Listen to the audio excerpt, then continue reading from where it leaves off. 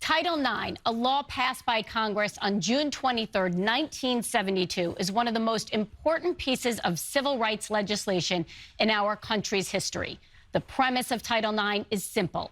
It is against the law to discriminate on the basis of sex in any educational institution that receives federal assistance. In sports, Title IX has created access and opportunities for millions of girls and women, even as much of the law's promise has yet to be fulfilled. We start today with a look back through the eyes of one of the many women who grew up playing sports before Title IX. One of the biggest names in the fight for gender equity is someone you've probably never heard of.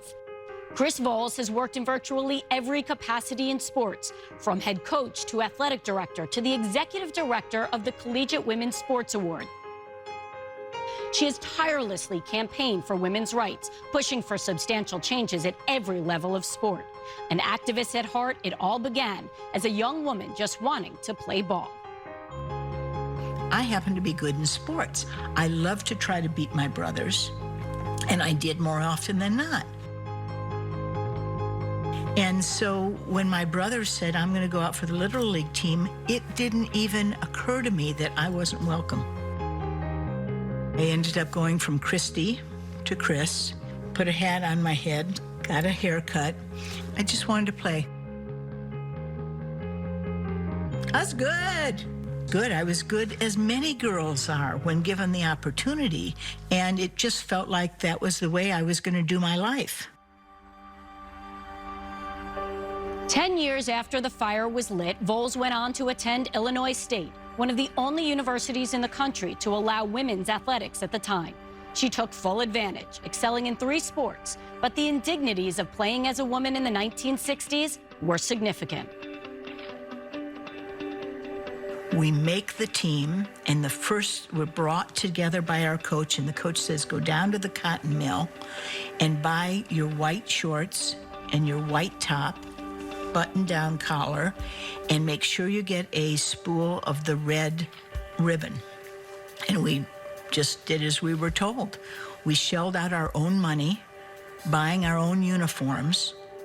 I called together the newbies on my floor, and we had a sewing party. My first and last time I've sewn, I might say. I went to classes with male athletes. And so I was very aware that they were competing under much different conditions than I was. There was something about the situation that called for action. Driven by a vision of change on the cusp of Title IX, Voelz dedicated herself to a formidable sports career in college athletics, where standing up for women's equality was just part of the job description.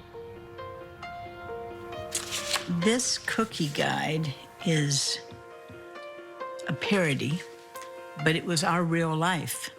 This is the NAGWS guide, National Association for Girls and Women in Sport, and it's official rules and recipes for cookies. Now, why, would you ask, would the National Association for Girls and Women in Sport produce something like this? Well, they talk about their years from 1899 to 1977.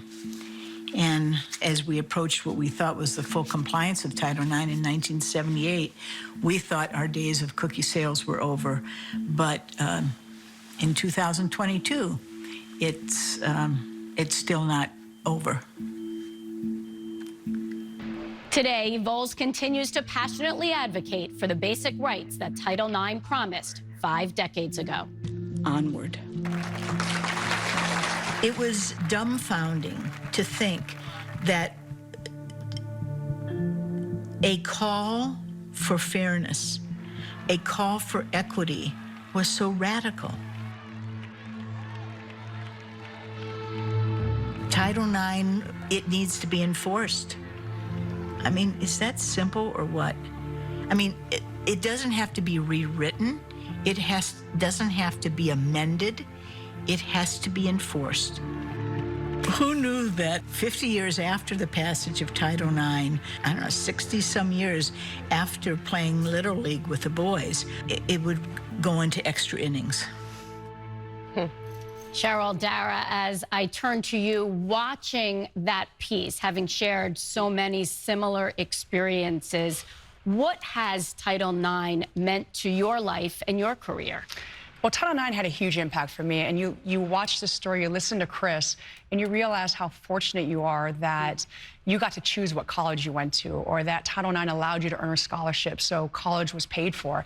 You know, now I look at Title IX through the eyes of my daughter, Tessa, who plays lacrosse, and when I was her age and looking at colleges, there was no women's lacrosse in college. And so you realize how grateful you are to all these women that work so tirelessly to allow us these opportunities. Yeah, I sit here and I listen to Chris and I'm like, wow. You know, just to hear her stories when she says she went from Christy to Chris and put on a baseball cap so she could go play Little League with her brothers. And for me, when I think about Title IX, I just, like even today, I kind of get emotional because it's hard to believe that we're celebrating the 50th anniversary and there's still so many changes and so many things that we need. And to her point, Title IX doesn't need to be rewritten. It needs to be enforced. And I know I'm just so grateful and thankful of all the opportunities that I was able to have because of Title IX. And we definitely have so much more work that we have to continue to do, but I'm grateful for women such as Chris that came before me. I am as well, and I feel like I've been able to reap the benefits of those like Chris who came before me. And there is so much work still to be done. I just started the girls lacrosse program in my town because I said, I can't believe it. I can't believe we don't have a girls lacrosse program. I'm going to start it, but certainly more to be done. For more on their experiences, let's head back down to American University. Jamie? Tracy, thank you. That is awesome to hear. As a mother of two little girls, the fact that you started that girls lacrosse league in your town is fantastic. As an athlete growing up, I am the good parts of what we've been able to feel from Title IX in the 50 years since it's been created. I understand that there is work to be done, but I also want to sit here and let people know that I never showed up to a court or a field and felt like I wasn't supposed to be there. Whether or not the boys were there, I just belonged. It's where I've always felt I wanted to be. And it gave me the confidence because I was speaking to who I truly am. And that has carried me into this career that is still male-dominated. But I just feel for the women that this has affected in a way before Title IX that felt like they weren't supposed to be there, because I feel so good in being who I truly am. And I really, really hope that we continue in this world to allow women and girls to do that. And I'm sensing this need to like apologize for not feeling that way, but you don't have to feel, this is a good thing that you didn't feel that. That means that we are progressing. I am intensely grateful for the opportunities that I had. I am the person I am, like it or leave it, because of sport. And I was raised by my mom, who reminded me every day that she didn't have opportunity. In fact, I was just with her, my mom and my daughter. So this story about Title IX is 3-generation full. My mom didn't have sports, and she asked me just the other day, I wonder if I would have been a good athlete if I had the opportunity to play sports. And she was inspired to ask me that question because my daughter was trying to figure out all of the sports that she was going to do. What sport is she going to try to fit in winter season? You know, because she has all of these to choose from, all these options. I'm so grateful for the people who came before me. I see my role as constantly being a voice in support of Title IX. That is what I've learned from the generation before me.